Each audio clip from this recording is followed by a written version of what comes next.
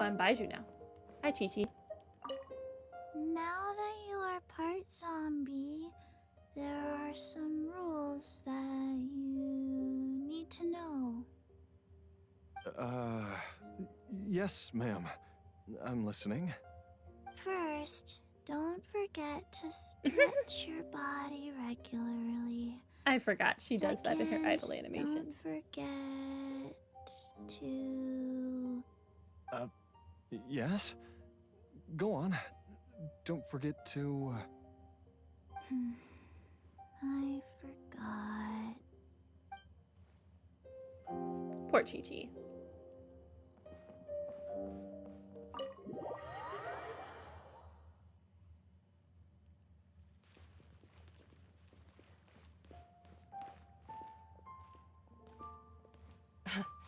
Time flies. It's been so long since we bade each other farewell in Chenyu Vale. Changsheng, you're the same as ever. You haven't changed one bit. You, on the other hand, have changed a lot. You're right. My younger self would have never imagined that things would one day turn out this way. Or that you'd turn out this way, Baizhu.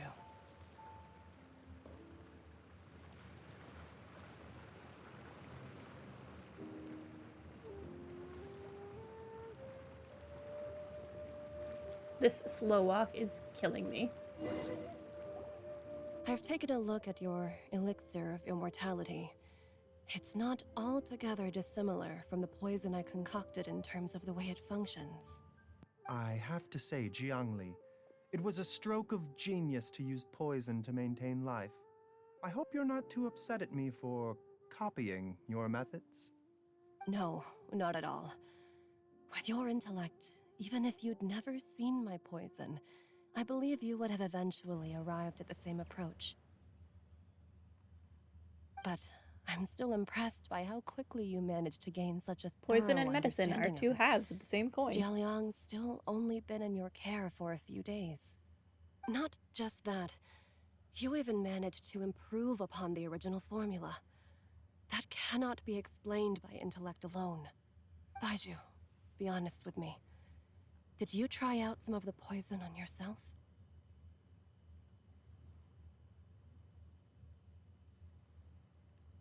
Huh. Told you the truth would surface sooner or later. Life force isn't the only thing that Changsheng's contract lets you transfer between bodies, is it? Nothing gets past you, Jiangli. You poisoned yourself? You are correct. Weirdo. Besides life force, Changsheng's secret art also allows for the transfer of toxins and diseases. When I treated Jia Liang for the second time, I transferred some of the poison from his body into my own.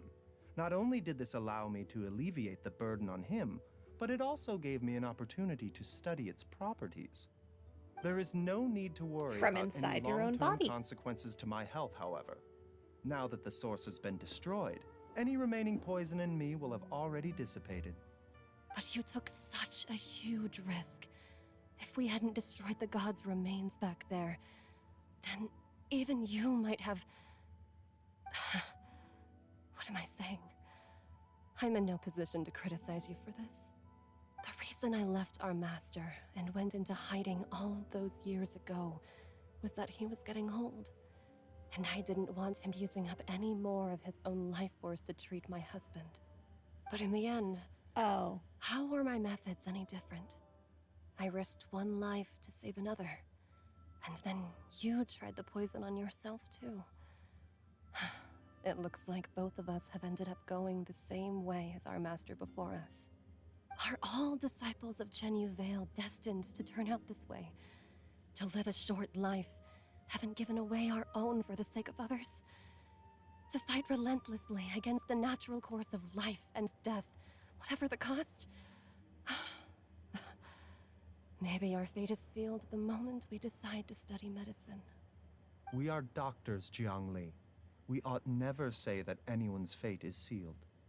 Baizhu, I can tell that, over the years, you've used the contract with Changsheng to transfer many diseases and toxins to yourself. There are so many that, some of them, I don't even recognize. Can you still stop before it's too late? I think you know the answer, Jiangli. Every one of us from Chenyu Vale believes in the same thing. Hey, food's ready! Oh, we actually made food. Mom, come and join us. The Traveler taught me a load of new recipes and said even Dad'll be able to taste them. Come and try them out. Yes, darling. Mom will be there in just a second. Hey, slow down. Zombie Baizhu, food. Interesting. I know I won't be able to convince you, but please don't forget that if one day you're not around anymore, Chi-Chi, Gui, and all the friends who have grown fond of you, they will all miss you dearly. There's no need to worry, Jiangli. I know what I'm doing. I can only hope so.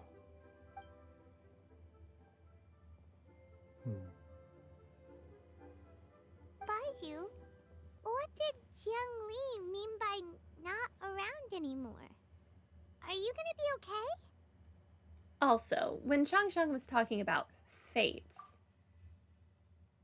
what did she mean exactly? Every single mortal I've ever contracted with, including Baizhu and Jiang Li's master, has passed away at a young age. Wait!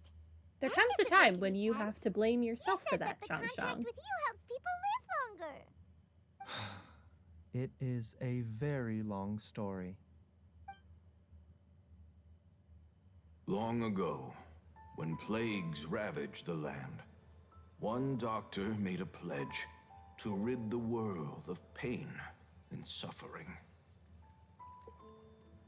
But even the most ingenious mortal medicine could not stay the tide of disease. And after working tirelessly for many years, even his dearest loved ones fell sick and bade their final farewell. Legends told of an herb lord in Chenyu Vale who could cure any illness known to mankind.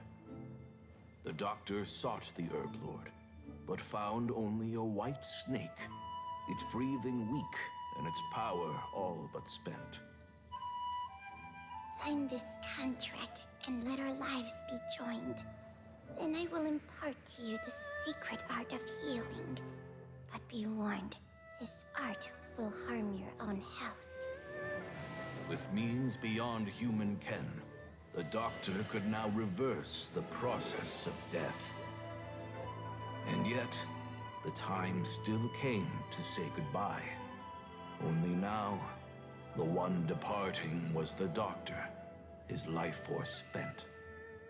His final act in life was to pass on the contract to his final patient, his favorite disciple. The disciple chose to dedicate their life to saving the lives of others. And generation upon generation followed in these footsteps.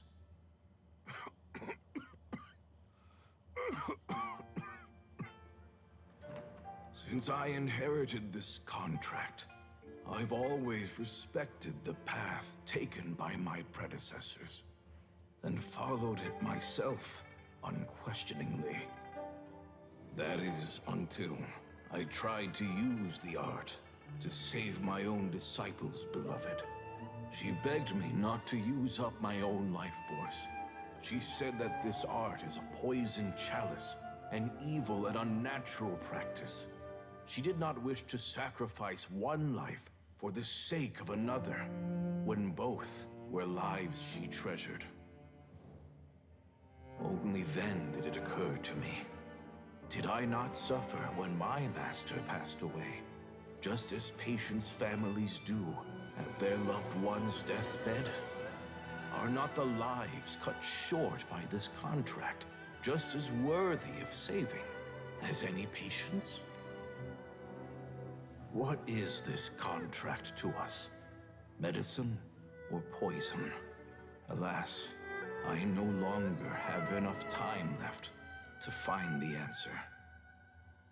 I entrust to your care both Changsheng and this final question. May you find a remedy for this conundrum, which has ailed us so. Time and again, no matter how much I try to warn them or balance their chi, I can never save them. And you? What's your answer? If I abandoned the contract and left you without a host, what would happen? I suppose I'd spend my final moments taking a nice nap on Mount Yaojin. Then I'd be reunited with my old friends and your predecessors. Then it's decided. If there's a life in front of me that deserves to be saved, why shouldn't I do everything within my power to save it? Once again, it's the same answer. So be it. Close your eyes. Who knows how many more people will take on this contract? None. This contract will end with me. My contract has Interesting. strict requirements on the host's natural temperament. All my hosts have been most pure of heart. But when one with an altruistic nature gains access to this art, they are more seduced than the average person by the miracle of overturning the laws of life and death. Though they know better than anyone else the fate that awaits them, when faced with the sorrows of humanity and the pain of losing their nearest and dearest, they cannot help but reach beyond human means. They are like moths that throw themselves into the flame, seeking a glimmer of hope in a dark world filled with pain and suffering. So, Baizhu, does that mean... I suppose that would make me a moth that yearns for the light, but doesn't want to be burned to a crisp. Changsheng's art can transfer pain and suffering between people, but it cannot reduce the total amount of pain in the world. It's just like we witnessed. Either Jia Liang feared for Jiang Li's life, or Jiang Li grieved over Jia Liang's sacrifice. I have nothing but the utmost respect for my predecessors, who sacrificed their lives for their principles. But I do not wish to join their ranks, nor do I wish to pass on this contract to anyone else in the future. Huh? But didn't you already transfer a ton of diseases onto yourself? What makes a poison poison? And what makes a disease a disease? When it comes down to it, are not both mechanisms that affect the operations of the human body? If disease is defined as deviation from normal functioning, then who knows? Perhaps the true elixir of immortality could in fact be a kind of poison. Many may view the notion of searching for immortality in poisons and illnesses as a flagrant violation of the natural order. But to me, it is no different from the way our ancestors tested the medicinal qualities of herbs by sampling each and every one. I don't want those who come after me to lose their lives to this contract. Nor do I wish for Changsheng to perish from losing her host. This leaves only one solution, doesn't it? The elixir of immortality. You have to become immortal yourself. Precisely. I will be Changsheng's final host, and the tradition of passing down the contract will end with me. Even the gods of old struggle to achieve true immortality. First you want to save others, then you want to save yourself. Now you even want to save me. You're getting greedy, Baizhu. But isn't wanting to have it all what makes us human? For a selfish moth like me, who's afraid of the flame yet yearns for the light, the only path forward is up towards the moon. For once, Paimon just does not know what to say. Dr. Baizhu, Traveler, what are you still chatting about? The food's about to get cold. We also have coconut milk for Changsheng and Paimon. Okay, fine. From Let's go the grab some Cocoa Goat? food. Paimon has a bunch of burning questions, but they can wait till after we've eaten. Oh, Paimon. I do envy Paimon sometimes. Eating her fill is enough to satisfy her body and mind. True. And yet, although we call them simple pleasures, are such things as these not precisely why we mortals cling desperately to the life we have?